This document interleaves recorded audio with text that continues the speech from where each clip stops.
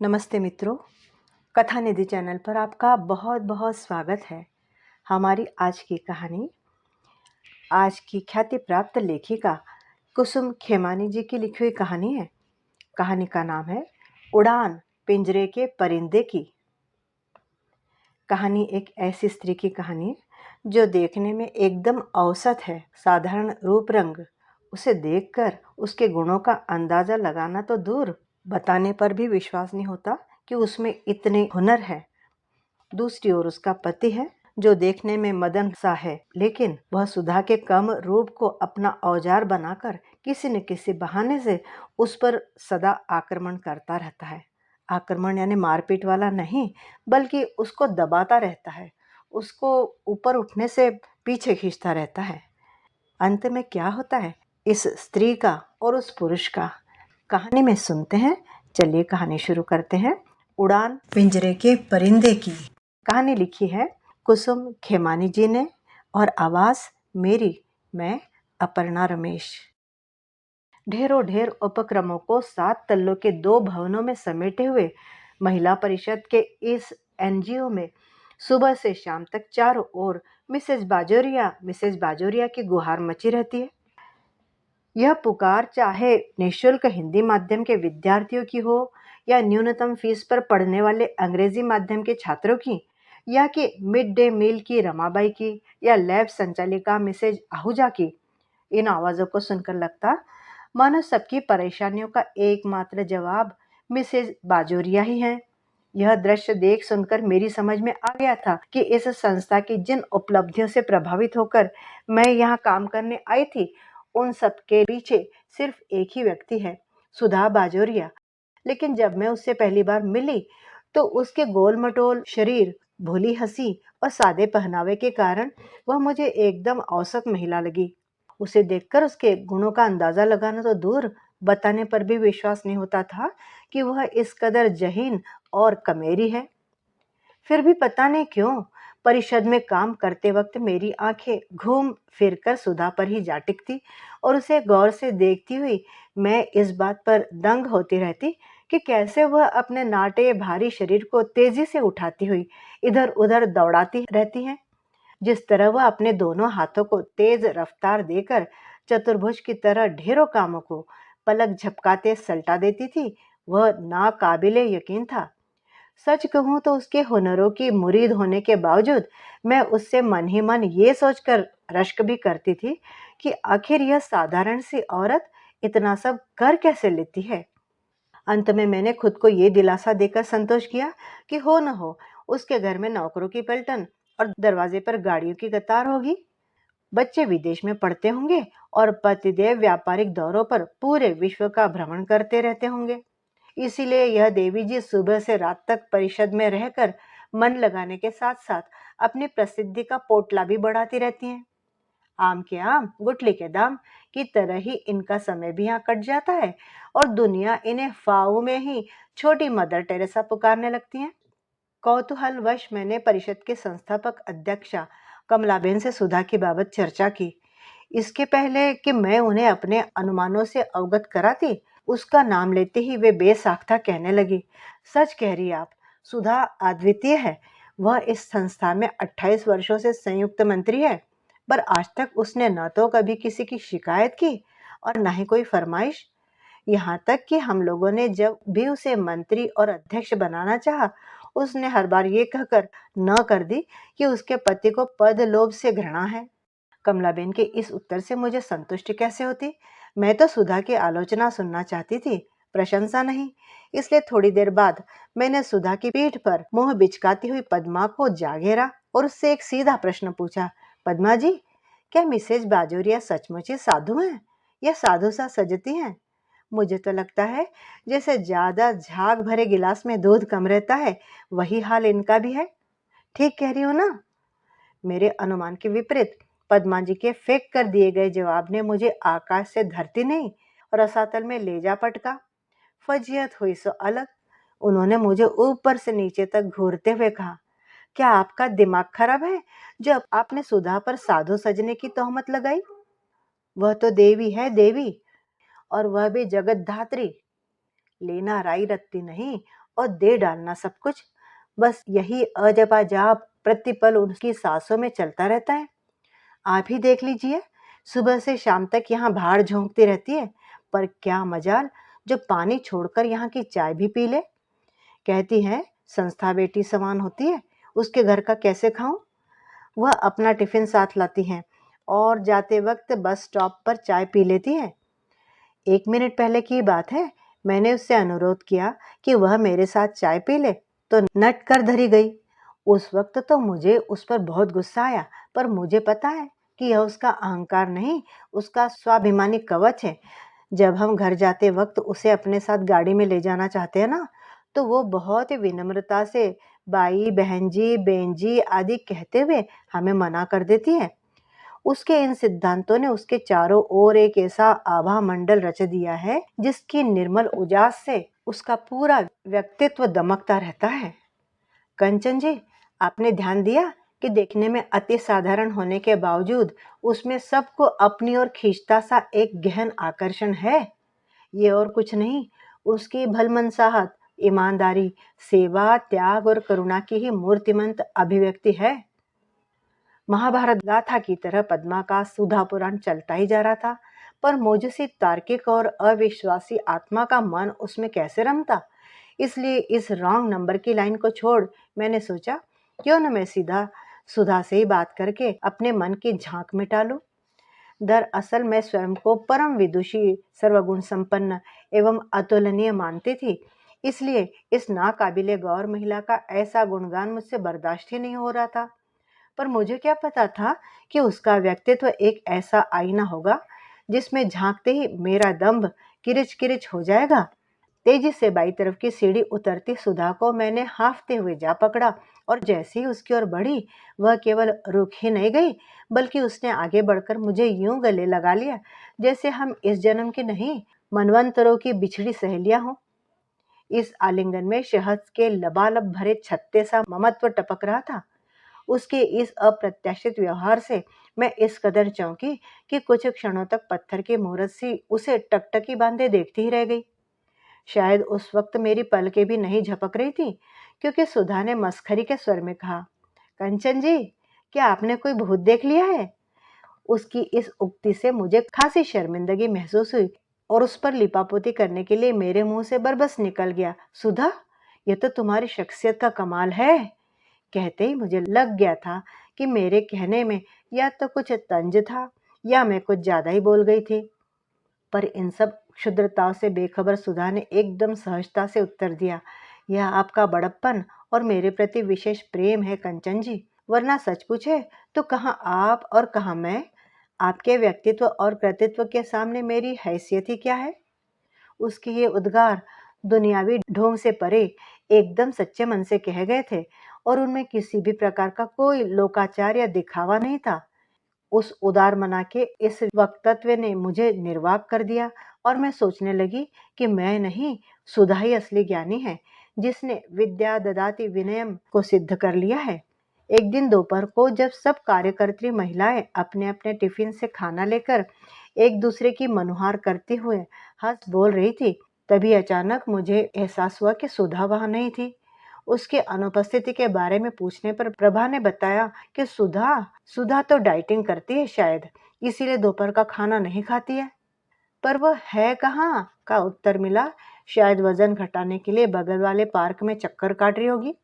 यह सुनते ही जब मैं तेजी से पार्क के पास पहुंची तो मैंने सुधा को पार्क के अंदर जाते हुए देखा। मैंने कुछ दूरी से पेड़ की ओर से देखा कि सुधा एक काठ की बेंच पर बैठकर एक छोटे से पैकेट से सैंडविच निकालकर खा रही है। मुझे देखकर वह कुछ झिझकी, फिर बोली, माफ कीजिएगा, और सैंडविच न होने के कारण अभद्रता के बावजूद मैं अकेली ही खा रही हूँ। जब मैंने पूछा, सुधा, क्या एक सैंडविच इतने बड़े शरीर के लिए काफी है? तुम भी औरों की तरह अपना टिफिन साथ क्यों नहीं लाती? इसका जवाब सुधा ने विवशता भरे स्वर में कह दिया, कंचन जी, बच्चों और पति का नाश्ता और टिफिन आदि बनाते बनाते घड़ी भाग छूटती है, इसलिए मैं कटी ब्रेड में खीरे टमाटर के कुछ टुकड़े रख कर ले आती हूँ। वैसे भी खुद के लिए किससे जहमत होती है। अर्थात इसके यहाँ नौकर भी नहीं है। बावजूद संकोच के मैंने अंततः उससे पूछ ही लिया, सुधा, तुम्हारा फ्लैट तो यहाँ के कीमती फ्लैटों में से एक है, फिर तुम्हारे यहाँ रुपए पैसे की इतनी किल्लत क्यों रहती है? सुधा का उत्तर था, पहली बात तो ये कि यह फ्लैट पहले का खरीदा हुआ है, और दूसरी यह कि उन्हें पसंद नहीं है कि मैं नौकर चाकर रखकर आलस की गठरी बन जाऊं। बस यही वजह है कि नौकर नाम के आदमजात का हमारे यहाँ कोई ठौर ठिकाना नहीं है। लोकोक्ति है कि नापसंदगी से उपजा प्रेम प्रगाढ़ होता है। शायद इसीलिए मैं भी सुधा को जरूरत से ज्यादा चाहने लगी और पूरी तरह उसकी भक्तन हो गई। सुधा के बेहद सुंदर और अत्यंत मेधावी बच्चों से मैं मिल चुकी थी। उनसे बातचीत करके मुझे ये भी पता चल गया था कि उन दोनों ने ही अपनी अधिकतर पढ़ाई छात्रवृत्ति के बल पर की है। जब मैंने सुधा के सामने उनकी खूबसूरती और मेधा की बड़ाई की तो सुधा ने अभिमान से कहा, ये लोग अपने पिता पर हैं, इसलिए ऐसे हैं। अच्छा हुआ जो यह मुझ पर नहीं हुए।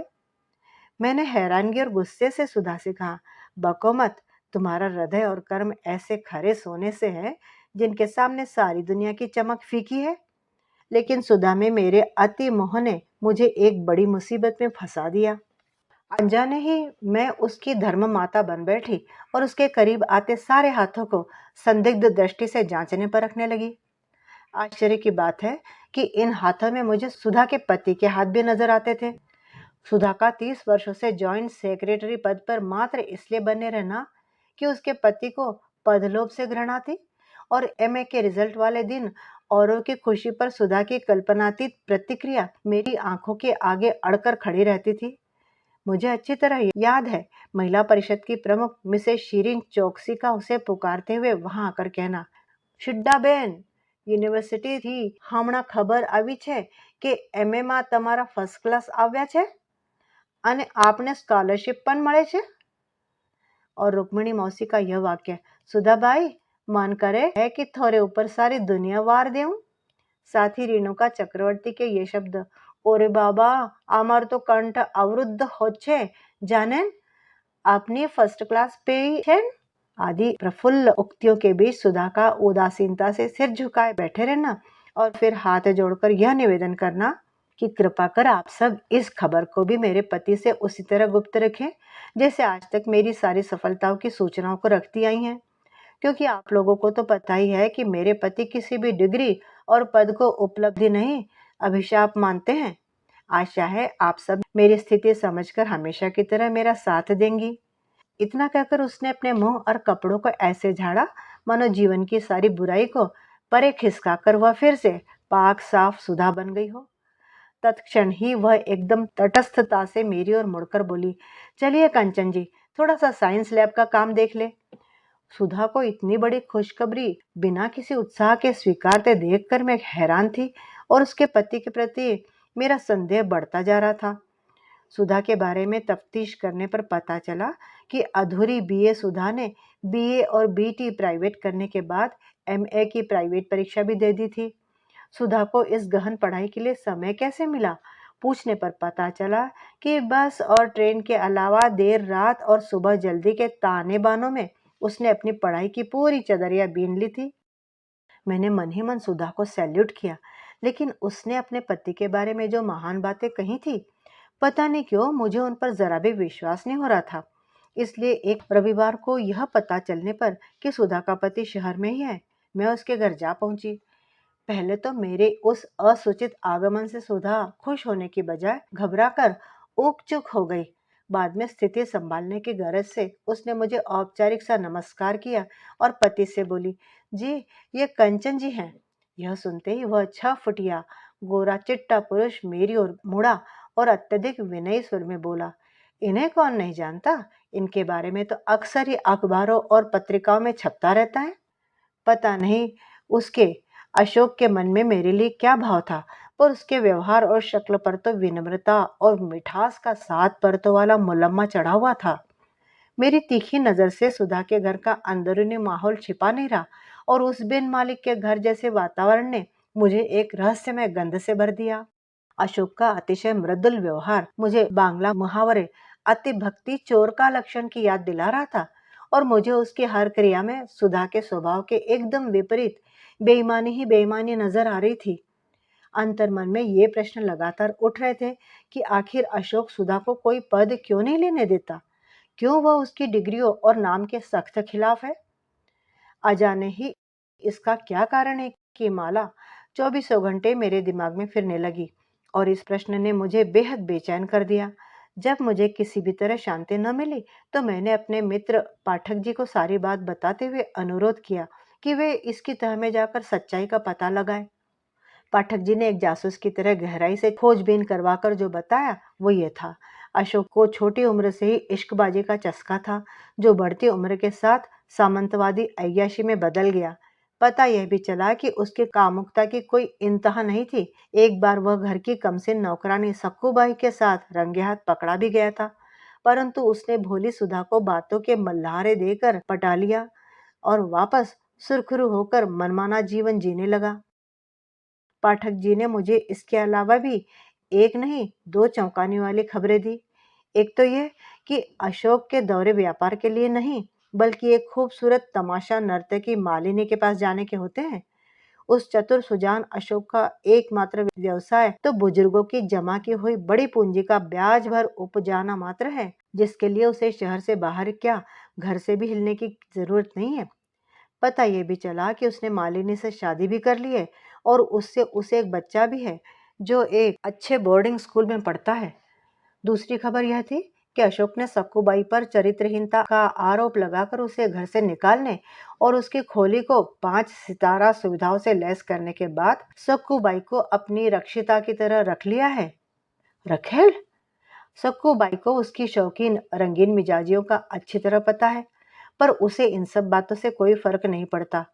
विभिन्न घरों में झाड़ू बुहारी करते हुए उसका पाला रोज ही दुष्ट पुरुषों से पड़ता था, इसलिए उस स्थिति से अलग अब वह मात्र एक ही पुरुष की भोग्या थी और मौज से अपना जीवन यापन कर रही थी। ये सारी सूचनाएं अविश्वसनीय होते हुए भी साक्ष्यों की रोशनी में सत्यापित थी।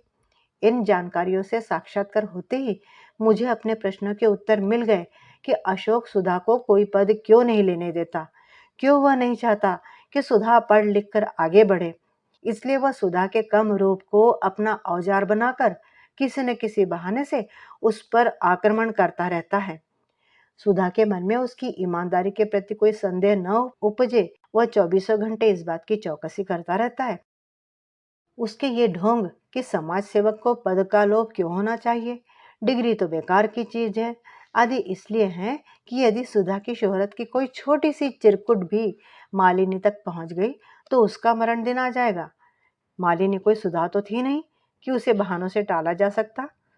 वह तो घाट घाट का पानी पी हुई एक नाचने वाली थी, जिसने सुखी गृहस्थी के लिए ही भरी जवानी में धन की तिजोरी को ठोकर मारकर अपने जीवन की दिशा बदली थी। इन सारे सबूतों के बावजूद मेरी यह हिम्मत नहीं हो रही थी कि मैं सुधा के सामने अशोक की बदगुमानियों का पर्दाफाश करूं, क्योंकि मुझे डर था कि इससे सुधा के जीवन पर पता नहीं कैसा भयंकर वज्रपात होगा। उसे वह नन्ही सी जान झेल नहीं पाएगी। मुझ में इतनी हिम्मत नहीं थी कि मैं अकेले यह जोखिम उठा पाती। इसलिए मैंने सोच समझकर सुधा के दोनों बच्चों को अपना साझीदार बनाया और हम लोगों ने सुधा को सारी हकीकत बयां कर दी। जैसा कि धारा हुआ था, अशोक की कीर्ति गाथा सुनते ही सुधा वहीं धम्म से जमीन पर बैठ गई। घुटनों में घुसा उसका सिर पागलों की तरह इधर से उधर हो रहा था, और हम तीनों सब्र किए हुए उसे हल्का होने का अवकाश दे रहे थे। बाद में अशोक के लिए सुधा की सारी माफियों को नकारते हुए हम लोगों ने पहले तो अशोक से रूबरू बात करने की कोशिश की, पर जब वह हेकड़ी से भरा हुआ उल्टे सीधे जवाब पकड़ाता रहा, तब उसके बेटा बेटी भी उससे चिढ़ गए और उन्होंने उसे पूरी तरह छोड़ देने का निर्णय कर लिया। सारी घटनाओं के मद्देनजर हमने सबसे पहले तो वकील का एक नोटिस अशोक को भिजवाया, जिसे शायद उसने फाड़ फेंका होगा, क्योंकि उसका कोई भी उत्तर या फोन नहीं आया। जब बतौर आगे की कार्रवाई के लिए हमने उसे पुलिस के हाथ सम्मन भिजवाया, तब उसे स्थिति की गंभीरता का अंदाजा हुआ और उसके वकील ने हमसे बातचीत शुरू की। हम लोगों ने जब अशोक के वकील के सामने सारे प्रमाण रखे, तो उन्हें जांच परख कर उन्होंने अशोक को उसकी अवश्यंभावी हार से अवगत कराते हुए सुधा को तलाक के एवज में अशोक की सारी चल अचल संपत्ति का मालिक घोषित करवा दिया। आश्चर्यजनक ढंग से सुधा ने बिना कोई रोना धोना मचाए ये कहते हुए सब कुछ स्वीकार कर लिया, जो मेरा था ही नहीं, उसे पकड़कर रखने से क्या फायदा। लंबे समय से एक बड़ी संस्था का काम पूर्ण एकाग्रता और तेजस्विता से करती सुधा को अपने ब्याज बट्टे की कमाई को संभालने में क्या वक्त लगता। उसने एक व्यवहारिक बजट बनाकर बच्चों को उच्च शिक्षा के लिए विदेश भेज दिया और अपनी जिंदगी को पूरे उत्साह एवं स्वतंत्रता से जीने लगी। उसने महिला परिषद के युगों से प्रतिष्ठित पदों को संभालने के साथ साथ पीएचडी भी कर ली और मिसेस चोकसी के रिक्त प्रिंसिपल पद को भी गौरवान्वित कर दिया। सुधा की असीम ऊर्जा अवसर पाते ही अनेकानेक रूपों में व्यक्त होने लगी। श्रम को ही विश्राम मानने वाली सुधा ने परिषद के पास वाले कॉलेज में पार्ट टाइम पढ़ाना शुरू कर दिया और अल्प समय में ही अपनी मेहनत के कारण वह अत्यंत लोकप्रिय हो गई। वह रोज सुबह उठने की आदि तो थी ही और घर में पति और बच्चे न होने के कारण उसे किसी की हाजिरी भी नहीं देनी पड़ती थी। उसका सारा घरेलू काम छुट्टी बाई निपटा देती थी, इसलिए सुबह उठते ही वो कॉलेज में जो पाठ पढ़ाना होता उसे अच्छी तरह तैयार कर लेती थी। उसने पढ़ाने की भी एक रोचक शैली इजाद कर ली थी। जब वह उबाऊ कोर्स को कहानी के कहन शैली में ढाल कर पढ़ाती तो विद्यार्थी क्लास खत्म होने पर भी उसका पीछा नहीं छोड़ते थे। उसकी गुणवत्ता से प्रभावित होकर कॉलेज के प्रिंसिपल ने उसे अन्य कई कक्षाओं का दायित्व भी दे दिया। सुधा आरंभ से ही परिषद स्कूल के अतिरिक्त भी गरीब तबके के लिए भी कुछ करना चाहती थी। उसका मानना था कि गरीब बच्चे सरकारी और अन्य संस्थाओं के कारण स्कूल की पढ़ाई तो किसी तरह कर लेते हैं, पर उनके लिए निःशुल्क कॉलेज की पढ़ाई का सर्वथा अभाव है। सुधा का हृदय गरीब मेधावी छात्रों की यह असमर्थता देखकर बहुत उद्विग्न रहता था। इस समस्या के किंचित समाधान के लिए उसने महिला परिषद के ट्रस्टियों से निवेदन कर यह अनुमति ले ली कि वह उच्च कक्षाओं के कक्षों में शाम के समय कॉलेज की पढ़ाई शुरू कर सकती है। उसने अपने 10 सहमना मित्रों के साथ मिलकर एक संगठन उच्च शिक्षा अभियान बनाया और वे सब रात दिन कॉलेज के लिए उत्तम शिक्षा के संसाधन जुटाने में लग गई। सुधा ने सबसे पहले अपने कॉलेज के शिक्षकों से अनुरोध किया कि वे न्यूनतम तनख्वाह में उन कक्षाओं में पढ़ाने की कृपा करें। आश्चर्यजनक रूप से कुछ एक प्रोफेसरों ने न केवल तनख्वाह लेने से इनकार कर दिया, बल्कि वे अपनी जेब से वहां सहायता भी करने लगे। इस पक्ष के संभलते ही सुधा ने अपने कॉलेज के छात्रों से अपील की कि वे अपनी पास की हुई पुस्तकों का दान कर इस सारस्वत यज्ञ में समिधा अर्पित करें। सुधा के प्रति श्रद्धा और प्रेम से भरे छात्रों ने वहां पुस्तकों के साथ ही कॉपियां, कलम एवं अन्य नाना प्रकार की जिन्सों का अंबार खड़ा कर दिया। कुछ छात्रों ने तो आगे बढ़कर अपने कम पहने हुए बढ़िया कपड़े भी अच्छी तरह से पैक करके सुधा के भंडार में दे दिए और देखते ही देखते इस निःशुल्क कॉलेज ने विशेष प्रतिष्ठा प्राप्त कर ली। छात्रों की संख्या बढ़ती जा रही थी, इसलिए सुधा ने अपने कॉलेज के बोर्ड से प्रार्थना कर उनसे भी शाम को गरीब बच्चों के लिए कक्ष मांग लिए।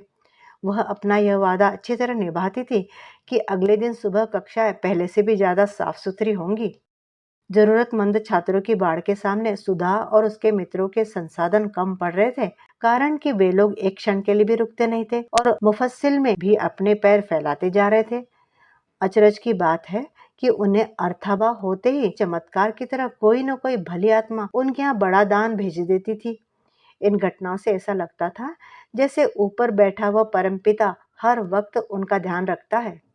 सुधा के बेटा बेटी भी डॉक्टर और सॉफ्टवेयर इंजीनियर बनकर अमेरिका से उसे निरंतर बड़ी राशि भेंट करते रहते थे, लेकिन सुधा की कर्म पिपासा ऐसी थी कि तृप्त होने का नाम ही नहीं ले रही थी।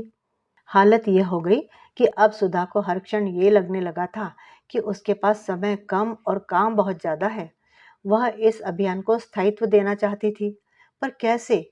इस विराट प्रश्न का उत्तर उसे ढूंढे नहीं मिल रहा था कि अचानक यह सूक्ति कि यदि कोई मनुष्य पूर्ण त्याग और समर्पण से किसी सद कार्य को कार्यान्वित करना चाहे तो पूरी कायनात उसका साथ देने को उठ खड़ी होती है, सुधा के जीवन में फलित हो गई। और ढेरों ढेर वर्षों के बाद अचानक सुधा की सास ने उसे बुला भेजा। सुधा के ससुराल वाले उस जमाने के करोड़पति थे जब सोने का भाव 25 रुपए तोला था। उस समय यह बात जगत ख्यात थी कि उनके यहाँ बाराती जौनार सोने की थालियों में परोसकर जिमाई जाती है और उनके यहाँ सरत खानों यानी कि तहखानों में सोना चांदी ठूसा बड़ा है। सुधा इस आकस्मिक बुलाहट का कारण समझने में पूर्णतः असमर्थ थी, क्योंकि सुधा की रूपवती सास अपने कामदेव से इकलौते पुत्र के साथ अप्सरा की जगह सुधा जैसी अति साधारण बहू को स्वीकार नहीं कर सकी थी। इसलिए नाराजगी के इजहार स्वरूप वे उसके विवाह के बाद से ही देश की हवेली में जाकर रहने लगी थी। देखने में सुंदर होने के कारण वे सुधा के बच्चों को यथासमय बुलाकर उनका लाड लड़ा लेती थी, पर उनके प्रेम क्षेत्र में सुधा का प्रवेश पूर्णतः वर्जित था। कौतूहल और घबराहट से भरी सुधा जब अपने माथे का पसीना पोंछती हुई अपनी सास के सामने पहुंची तो जड़ीभूत हो गई। वह दंग थी आज कि उसकी पत्थर दिल सास प्रेम के झरने से झरती हुई उसे आपाद मस्तक सराबोर करने को लालायित थी। सुधा से ढेरों माफिया मांगने के बाद उन्होंने उसे अपनी चाबियों का भारी गुच्छा देते हुए कहा, बेंदनी, मेरे पर या कृपा कर। जब सुधा ने चौंक कर प्रश्नवाचक मुद्रा में उनकी ओर देखा तो अवाक रह गई। उनका पूरा चेहरा पश्चाताप के आंसुओं से भरा हुआ था और वे टूटे फूटे शब्दों में सुधा से अनुरोध कर रही थी कि वह उनके सारे धन को सदकार्यों में लगा दे। सुधा ने उनके अकूत खजाने का अद्भुत सदुपयोग किया। उसने अपनी जन्मजात समझदारी से पहले तो बैंकों की सहभागिता से कुछ जमीनें खरीदी और फिर सरकारी ग्रांट से उन पर निःशुल्क कॉलेज बनाने में जुट गई। सुधा ने अपने पुरखों की करोड़ों की राशि का कॉर्पस बना दिया, जिसमें उसके पीहर वालों ने भी बड़ा दान दिया। कई बार धन की बहुतायत भी संस्था को मार डालती है, इसलिए उसने नामी गिरामी अर्थवेत्ताओं से सलाह करके प्रत्येक कॉलेज का एक स्वतंत्र ट्रस्ट एवं बोर्ड बनाया, जिसकी पहली शर्त थी आर्थिक आत्मनिर्भरता। इन सभी ट्रस्टों और बोर्डों के एक एक प्रतिनिधि को मूल ट्रस्ट का ट्रस्टी बनाया गया, जो अपने कॉलेज की किसी आपातकालीन जरूरत के लिए कॉर्पस से आर्थिक मदद की गुजारिश कर सकता था। किसी भी प्रस्ताव के पारित होने के लिए 50 न्यासियों में से कम 30 न्यासियों की मंजूरी आवश्यक थी। इसी तरह के नियम कानूनों से चाक चौबंद यह उच्च शिक्षा अभियान वर्तमान में भी अहर्निश कार्यरत है और अपने सच्चेपन का प्रकाश चतुर्दिक फैला रहा है। इसे न तो कभी कार्यकर्ताओं का अभाव हुआ और न ही विद्वत जनों का। सुधा के अहम शून्य तन और मन इतने मृदुल और कोमल थे कि उसके संपर्क में आया प्रत्येक प्राणी उसका ही होकर रह जाता था। बावजूद अपने विस्तृत कार्यक्षेत्र के सुधा पहले की तरह ही महिला परिषद को संभालती रही। उसके अनुसार ऊंचाइयों की ओर ले जाती डगर के लिए वही तो उसका प्रस्थान बिंदु था। यदि आज भी कोई महिला परिषद को देखने जाए तो उसे वहां की दीवारों से, सीढ़ियों से और दिगंतरों से मिसेज बाजोरिया गूंजता सुनाई पड़ेगा। साथ ही दिखेगा पुकार के उत्तर में तेजी से चलती एक नन्हे कद की लेकिन आदमकद मंसूबों वाली महिला का चारों ओर प्रतिबिंबित होता अक्स। तो मित्रों, ये कहानी थी कुसुम खेमानी जी की लिखी हुई कहानी उड़ान पिंजरे के परिंदे की। उम्मीद करती हूँ कि कहानी आपको बड़ी अच्छी लगी होगी। कितना ऊंचा व्यक्तित्व है देखिए सुधा जी का, और इसके बावजूद उनमें जरा भी ईगो या अहम नहीं था। आपको कहानी अच्छी लगी हो तो एक लाइक जरूर कीजिएगा। कहानी के बारे में, सुधा के व्यक्तित्व के बारे में अपनी राय कमेंट बॉक्स में जरूर लिखिएगा, और चैनल पे नए हैं तो चैनल को सब्सक्राइब भी जरूर कर लीजिएगा। कहानी सुनने के लिए बहुत बहुत धन्यवाद। आपके लाइक और कमेंट मुझे अच्छी अच्छी कहानियाँ ढूंढकर पढ़ने के लिए प्रेरित करते रहते हैं, इस बात को भूलिएगा नहीं। मिलती हूँ जल्दी ही एक और बढ़िया सी कहानी लेकर। तब तक विदा। आपका दिन शुभ हो।